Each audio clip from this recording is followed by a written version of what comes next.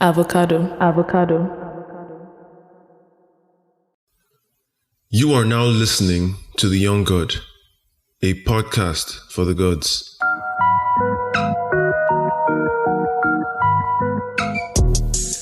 Hey, young gods, you are welcome.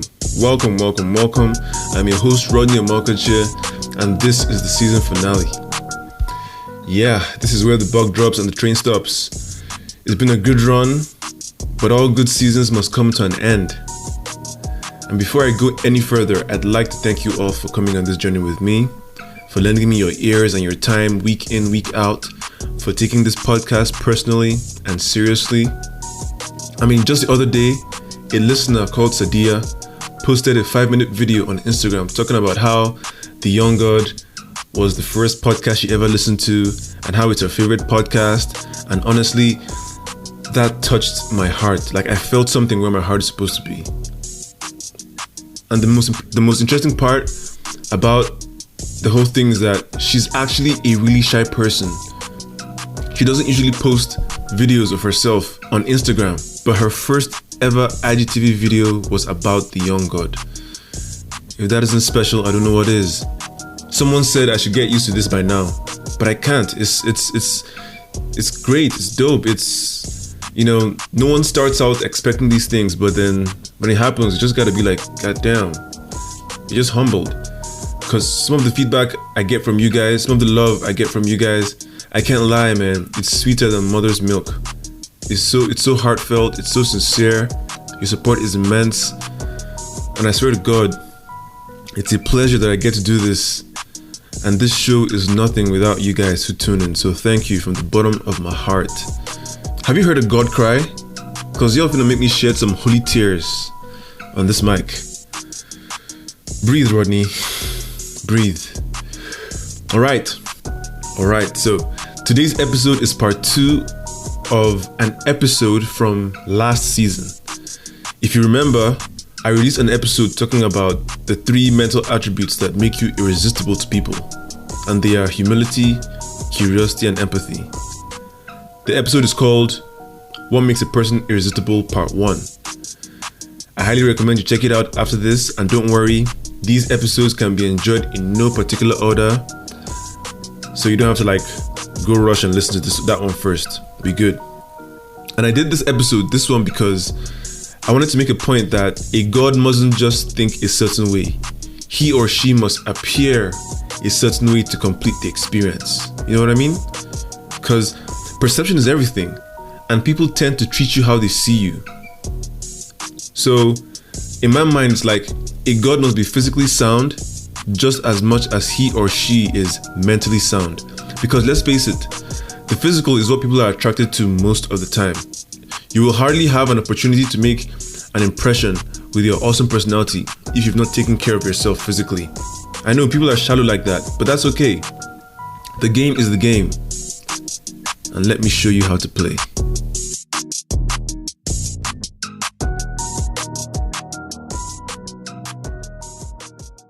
Before I begin, here's a disclaimer. Nothing I will say today is something you haven't heard before. You probably know some or all of what I'm about to tell you, but I'm hoping I can freshen things up with my signature perspective. It might all seem like common sense, but you'll be surprised how often people break these rules on a daily basis. So here goes. The 3 things that make a person irresistible are look good, smell good, speak well. In that order. Sounds pretty straightforward, doesn't it? But guess what? The devil is in the details. So let's dive in for a closer look. Starting with looking good. That's a no-brainer. It's as simple as maintaining a good size, a good shape, and dressing for it. And this only works if you dress for yourself and not for others, because it shows. When someone is out of their element, outfit-wise, it shows. It's visibly on your face that you're straining and trying to fit into something that is not for you. And subconsciously, we pick that up. Another thing you should do is get you a tailor who knows what the hell he's doing and understands how to make clothes for your shape. Because I learned not too long ago that there is a distinction between tailors who can make good clothes, and those who can make clothes specific to their client's silhouette. So that no matter your shape or size, you stay looking put together. This is underrated. It also helps to be facially fit. Have a fine face. You don't have to look like Maurice Chestnut or Halle Berry, but man, taking care of your hair and skin can take you from a 5 to a 7 or from an 8 to a 10. Pretty privilege is real, so take advantage of it. If you happen to be blessed with good looks, use that shit. Obviously, be responsible with it, but don't deny your gift. And let me use this opportunity to debunk the idea that beauty is a social construct, because it's not. Human beings instinctively know when a face has appealing features, and we know the ones that don't. It's how we've chosen our mates for thousands of years. It's evolution, it's natural selection. We are hardwired to be able to recognize attractive faces more than any creature on the planet. It's what we do. It's what we're good at. The good news, though, is that we're more evolved creatures today, so we're able to see beyond the physical. But they're definitely where it starts. Now, with an attractive face, you can get away with a lot in the dressing department. Everything except old shoes. Those ones that look like they've seen better days and serious mileage. Those ones you wear to every occasion with the scuff marks and the worn out lopsided heels. Those ones that look like I don't know what, Lord. Those shoes will fall your hand. In fact, if you want to judge a person, start with their shoes. Anybody can repeat that one good suit or kaftan, but shoes never lie. Invest in good shoes as often as you can, because people size you up from the ground up. Oh, I love that line. People size you up from the ground up. Quote me on that one, okay?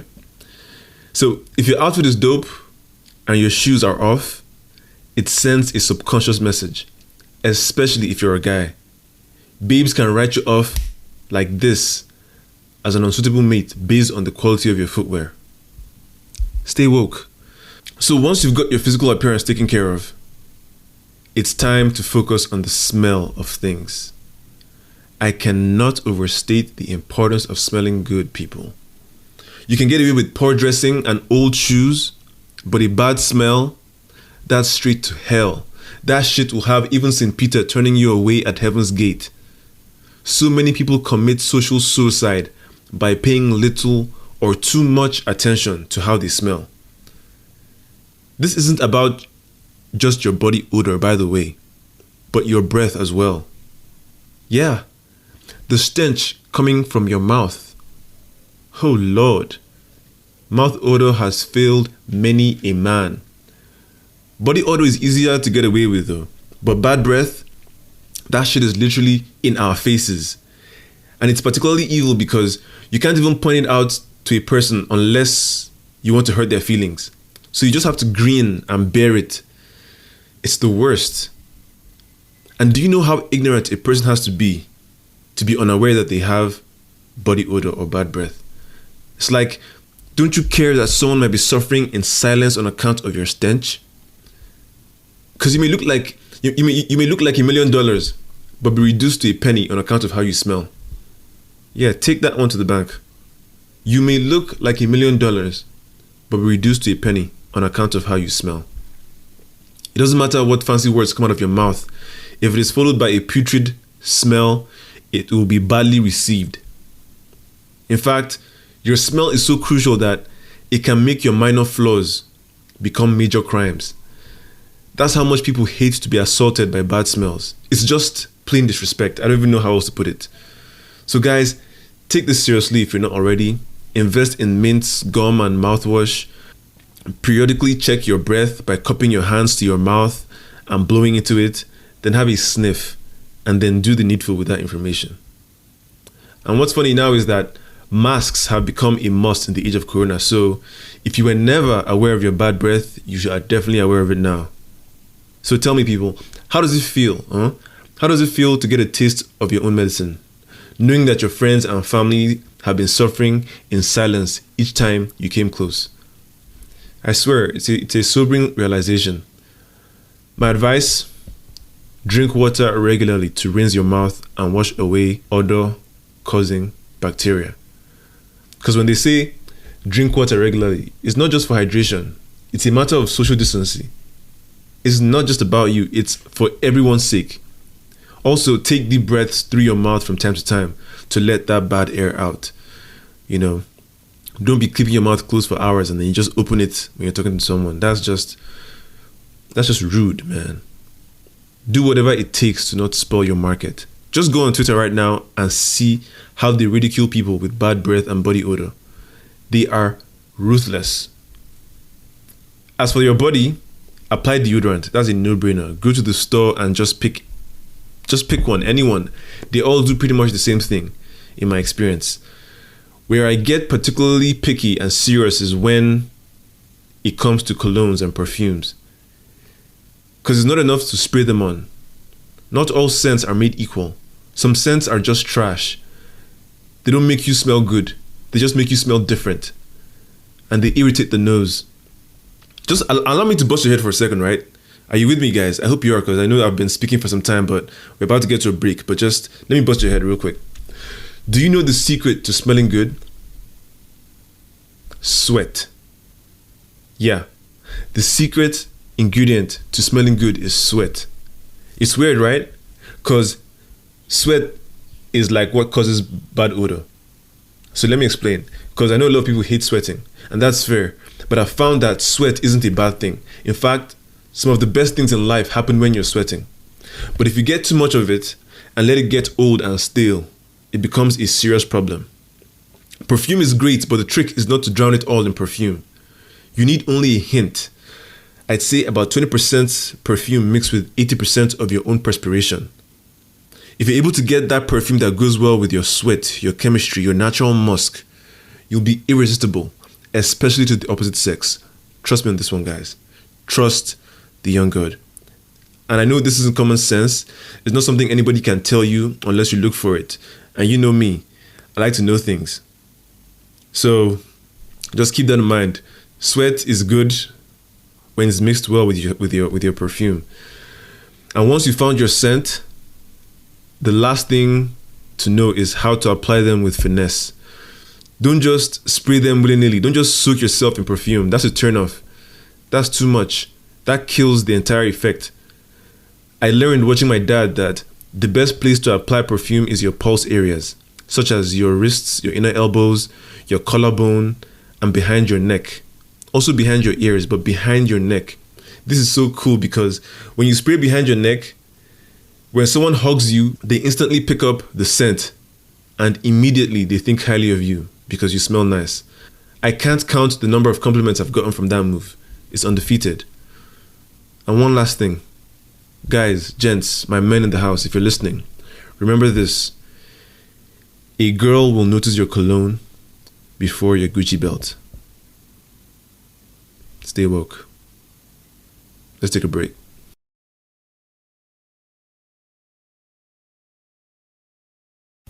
Welcome back to the Young God.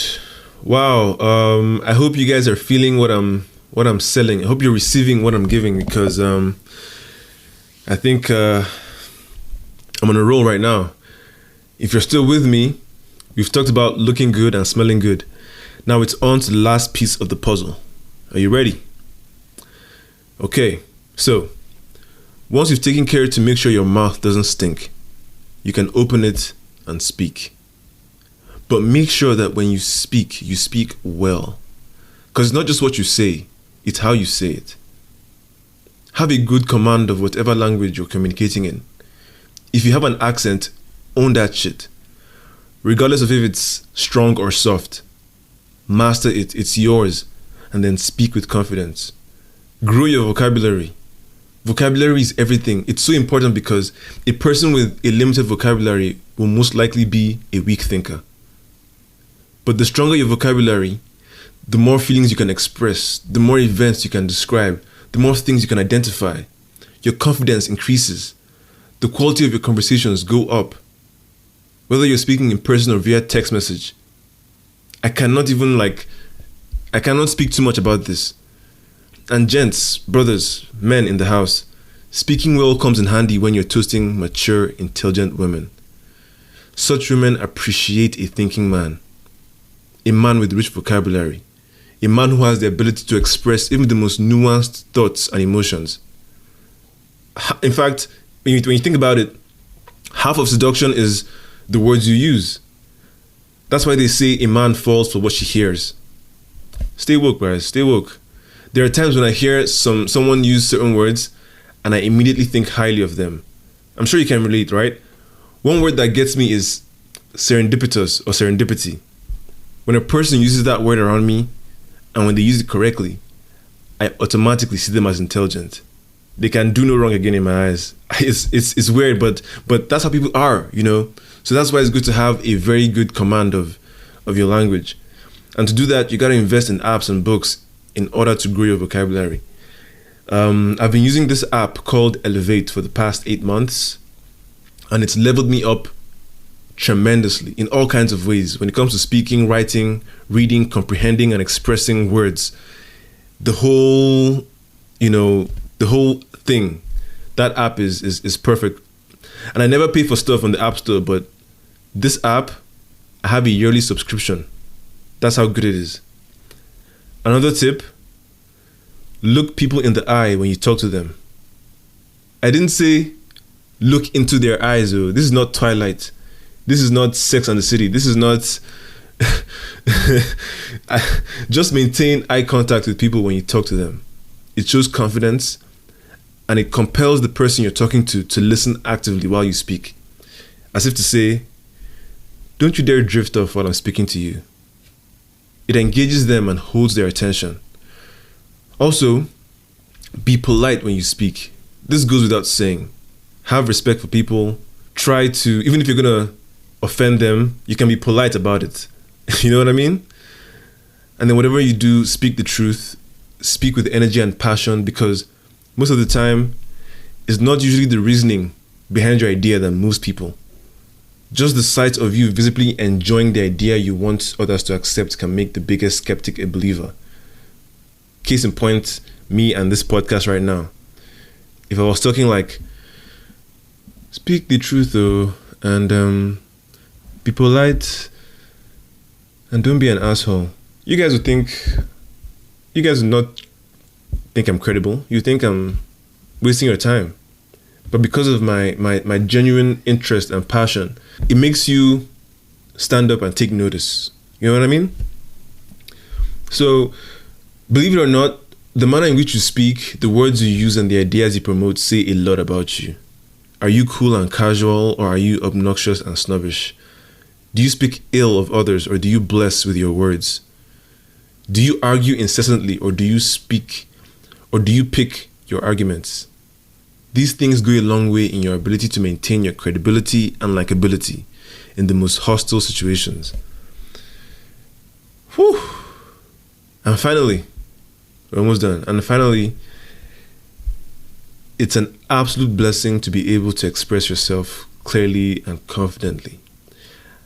I don't know if it's just me, but I hate it when I'm trying to have a conversation and I'm stuck thinking of the right word to use. Like, it's right there. It's right at the tip of my tongue, at the top of my brain, but I can't grasp it. Or when I'm unable to explain a complex emotion or situation, and the epic point I'm trying to make is lost forever. It can pain, man. So, being able to think and speak well can get you in most doors, and I think we should all pay attention to this aspect while there's still time. You know, while you're still maybe single, or you don't have kids, or while you're still in school, while life is not yet peak stress, because there'll come a time when you're too old and too lazy to focus on these things, and from there it's just hit and miss. Whew. So there you have it. Look good, smell good, speak well. They are so unbelievably simple, but how often do we fall short? Even I, yes, even the young God, sometimes I just wear whatever and leave the house because I can. Sometimes I get lazy and I forget to put on perfume. Can't ever forget deodorant though. That one is rough play. If you forget deodorant, that is at your own risk. I apply that shit straight out of the shower. And then sometimes I don't think before I talk. and I say things that maybe I should have kept to myself, and I get in trouble for that. So I think this episode is as much for me as it is for you or anyone else. And I hope it makes sense, because we need to remind ourselves often and always to put our best foot forward, both mentally and physically. The goal is to have it all. Don't just look good and be a horrible person, or be a great person with a great personality and look like a hobo. That shit don't match. It don't make sense. And people will respond to you accordingly. Once you nail both the physical and the mental, you become more irresistible than ever. You become an influencer without even trying. You elevate yourself. You become rare air, lacking in nothing but with everything to give. That's the kingdom of God right there. That's the Holy Grail. And this is the young God. See you next season.